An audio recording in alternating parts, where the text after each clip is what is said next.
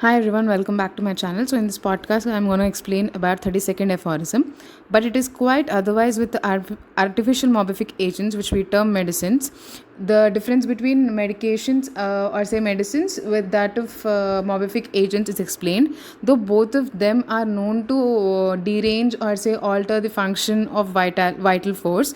Every real medicine, namely, acts at all times under all circumstances on every living human being and produces in him its particular symptoms, distinctly perceptible if the dose be large enough, so that evidently every living human organism is liable to be affected and as it were inoculated with the medicinal disease at all the times and absolutely unconditionally. That means, which as before said, is by no means the case with natural disease. So again, it is said that natural diseases act with some conditions underlying, that means susceptibility, whereas medicines doesn't have that condition as such. They act in each and every human being administered, and they act unconditionally. And there is a very very big difference between medicinal agent and